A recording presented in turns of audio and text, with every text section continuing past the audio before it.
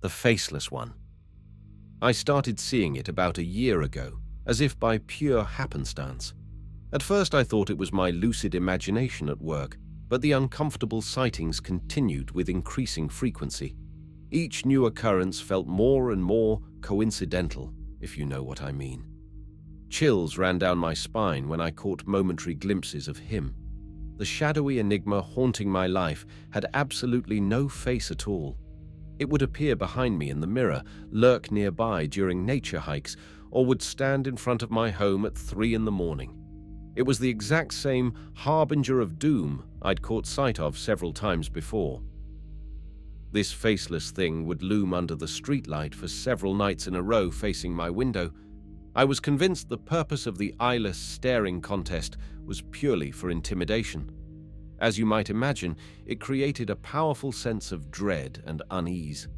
The Faceless one didn't do anything specifically threatening to worsen my growing level of concern.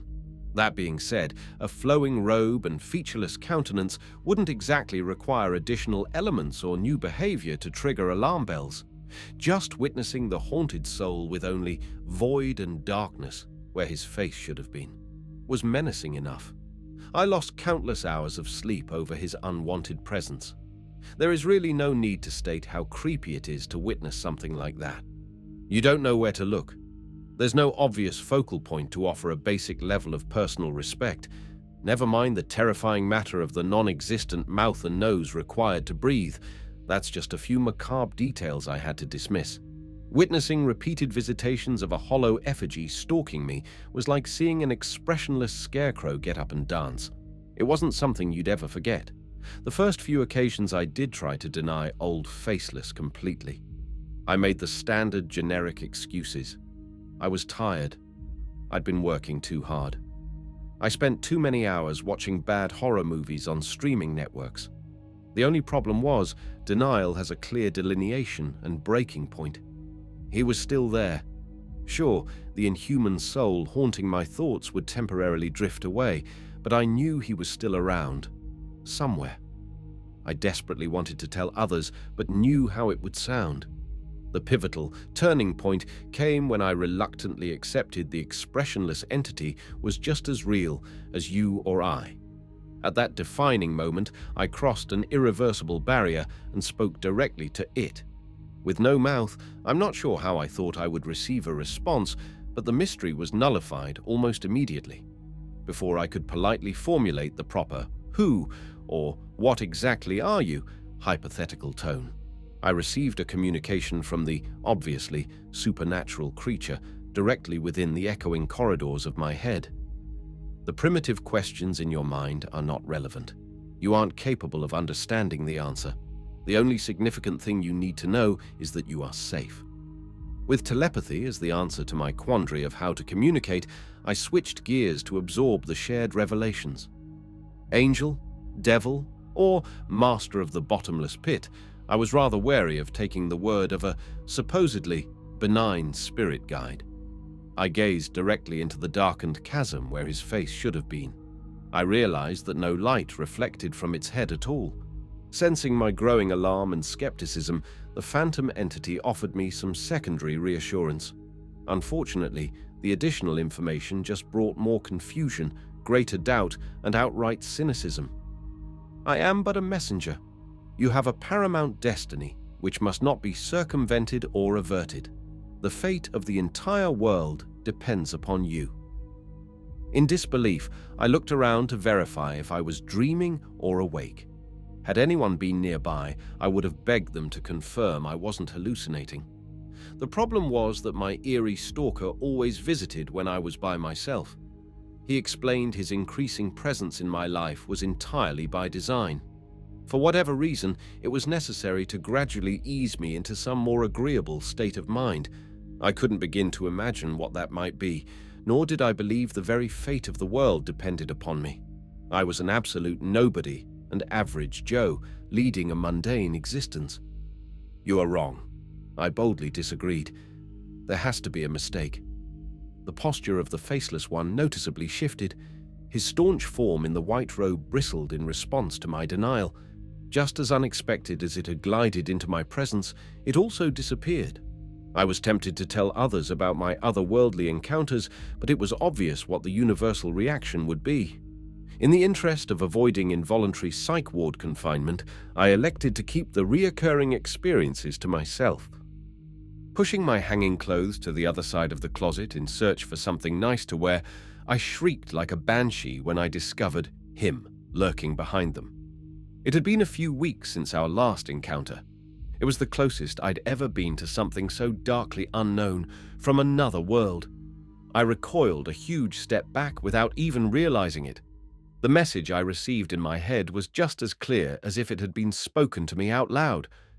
You must be ready to act when the time is right. With that, the faceless one was gone in a flash. I didn't get an opportunity to ask follow-up questions. In the next couple of months, I would see him at random places and times. Sometimes he would address me. On others, I'd just catch a brief glimpse of his dark outline before it faded away. Even though I didn't know what the secret mission was slated to be, it was clear he was slowly preparing me for it, in staggered stages. My apprehension level was through the roof. I surmised that the immersion period had finally elapsed. I felt the familiar sensation of my hair standing on end. I looked around, trying to predict where the messenger would appear. In a dramatic flash, he materialized and coordinated the abrupt transition to the final stage. Even in a million years, I couldn't have guessed what it entailed. The fate of the everything on Earth depends upon you completing an essential mission. Only you can save your world. Do you understand? Of course, I absorbed the meaning of the words themselves, but just as before, I doubted the substance and details of them. The first part of his message contained nothing new, but the final part caused the whole room to spin. Nothing could have prepared me for what the robed entity floating in my hallway reported next. You must kill a certain individual to save humanity. You are ordained and predestined to complete this quest. All I could think of was, what? Kill someone? Why me? Why couldn't an assassin or soldier save the world by taking out the, as yet, unspecified target? I began to imagine some doomsday scenario where I played a pivotal role in assassinating a diabolical despot like Stalin or Hitler. The fact is, I am not a politician, nor do I have direct connections with any person with the power to harm others. Certainly not anyone who could destroy the entire world. That part was beyond crazy. It made no sense at all to call upon me to take another person's life. My heart pounded at the chilling notion of committing cold-blooded, premeditated murder. I started to protest, but figured he would fade away like he always did when I tried to demand answers. To my great surprise, the faceless one remained stationary for a change. It was finally my opportunity to dig deeper into the strange, homicidal plot I was being conscripted to complete. I won't lie. Despite my mediocre station in life, the repeated contacts and purposeful grooming from a bona fide, supernatural messenger made me feel special. It bloated my ego to be chosen for a world-saving mission. I assumed I had some future connection with greatness, and therefore was worthy of performing an assassination on an unsuspecting human being.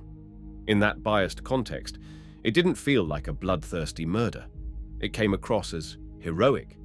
It was presented as me literally saving the world. Under his masterfully crafted framework, I felt patriotic and almost looked forward to performing this civic duty. Occasionally, I speculated about the target of the hit. Would it be a current head of state, a foreign dictator, an unscrupulous lab scientist creating biological weapons? Maybe it was a tech mogul who would bring ruin to humanity through rapidly advanced AI programs. There were so many people who might fit the bill for a salvation bullet, but my clandestine advisor had been mum on who I was to eliminate. My curiosity was killing me. Then the real irony struck. Are you prepared to do what must be done? The faceless one directed at me. I nodded in affirmative, and he knew I was completely committed to his psychological directive. I had almost 6 months of preparedness to accept the severe consequences and life-changing assignment. You are the target. I couldn't even feign mishearing the most critical aspect of his unwritten dossier. The message was delivered directly to my inner sanctum with no opportunity of being misunderstood. The words were as clear as a bell, and yet I didn't understand. I didn't want to. It was full moon madness that I didn't see coming. My lip began to tremble as the devastating directive to kill myself echoed in my mind. I lashed out in impotent frustration. Anger boiled over completely, but I was too stunned by the ultimate gotcha to process the gut punch immediately. There was also the pertinent matter of the messenger being a faceless provocateur from the spirit realm. There were obviously limits to what I could say or do. I had no idea what diabolic powers he possessed. My fury and sense of betrayal rapidly turned to ice-cold fear. Whatever this ungodly being was, it could come and go at will. Physical escape was impossible. It could read my panicked thoughts as soon as they formed, and was surely aware of my spiraling apprehension. Involuntarily, I switched gears to contradictory logic and fierce denial. I was about to remind him how truly unimportant I was, but he saw that line of reasoning coming from a mile away. He'd spend almost a year building me up for my secret mission to unalive myself. For the stunned reaction I experienced in real time, he had an infinity of time to prepare. "No, I won't do it. Get away from me and never come back. I should have known you were an evil, nefarious tempter of downtrodden fools like me. Go back to the pits of hell where you belong." My rage-filled words felt amazing to spat at the evil deceiver, but the brief moment of bravery was soon eclipsed by terror. The defiant venom I felt over the attempted ambush was tempered by the realization I'd never be able to feel secure again. If there was an ongoing plot for me to die by my own hand, and I refused to cooperate, the next logical conclusion would be for him to do the murderous deed himself. How could I hope to defend myself against a transitory apparition that I couldn't even see coming? As the clouds of deceit and illusion faded with his exit, I was finally able to see through the hollow ruse. I felt anger rise within at the coordinated attempt to trick me into taking my own life, but I had to be practical and keep my indignancy in check. I was at war with dark forces I couldn't begin to imagine. I needed to find out how to fight back if he returned. Whatever featureless denizen of hell my sinister tempter was, it surely had some Achilles heel I could exploit. The more I thought about it, the madder I became. I decided that I wasn't going to constantly look over my shoulder, fearing the faceless one might return. I went on the offensive with the likely assumption he would. I scoured the internet and historical records for similar experiences to mine. Turns out, this particular demon is known to specifically prey upon vulnerable and depressed individuals. As much as I didn't want to admit it, I had previously been a prime target for Ashmofel, the suicide tempter. Whether he came back to me or sought others for the same ruse, I wanted to spare future victims. According to the website I consulted, it was impossible to stop Ashmofel since he is immortal, but you can strongly discourage future contact. The way to do so is by summoning him by name and then quickly applying a binding hex against him. The details of the ritual spell were explained, as well as what to expect. Obviously, I had no experience with witchery or exorcism, so I studied the manuscript FAQ thoroughly before attempting to cast my first spell. Poorly executed hexes are known to backfire spectacularly. I definitely didn't want that. When I summoned him, there was an interesting development to his normal posture. His robe appeared dirty, and his physique was gnarled and frail. He didn't have the opportunity to put on an intimidating, vigorous appearance. Human emotions were beneath him, but I swear that I detected a sense of frustrated annoyance. It was glorious.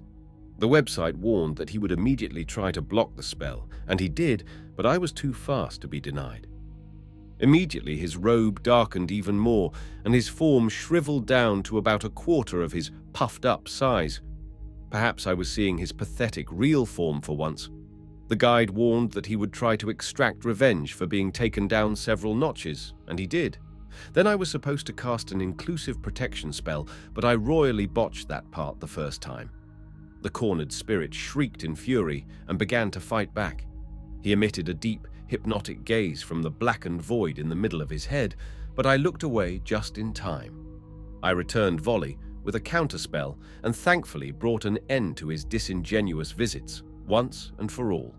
Sadly, I was unable to stop him from his sadistic trickery of others, but at least my creepy supernatural experiences with ashmofel are over.